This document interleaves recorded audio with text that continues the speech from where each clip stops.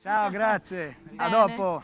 E adesso c'è una cantante. Tu sei contento quando Io arrivano sono le felicissimo, cantanti? adesso la vado a prendere io. Sei molto contento. E stasera la porto a cena allora, con me. Lo so, ma con tutte fai così. Allora, lei, pensate, ha duettato con Eros Ramazzotti in Amarti l'immenso per me, è un successo, insomma, quindi Antonella Bucci. Eccola qui, ragazzi.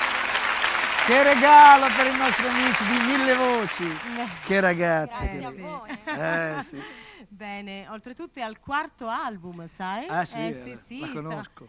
La conosci bene. Allora Sì. di che è il titolo del quarto album? No, quello non lo so, perché è nuovo. È nuovo, non lo posso sapere, perché infatti lo dice lei. Allora, quarto album, è un album dedicato a Mina, tra virgolette, che quest'anno fra l'altro compie 70 anni. Sì. Sono brani di Mina rivisitati in chiave elettronica ambient, il titolo è Mina Reloaded Ctrl Z, quella funzione che c'è sul computer, cancella l'errore per tornare all'origine.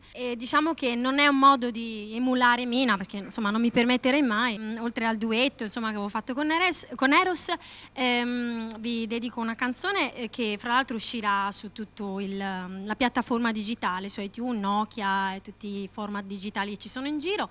Verrà fatta una versione in spagnolo, il titolo è Adesso sei e niente, colgo l'occasione proprio in questa occasione diciamo pre-estiva e estiva, perché poi andremo incontro all'estate, di fare questa canzone. Sì, sì. Siamo tutti Quindi, orecchi. ok, amici di Mille Voci, Antonella Bucci. Grazie.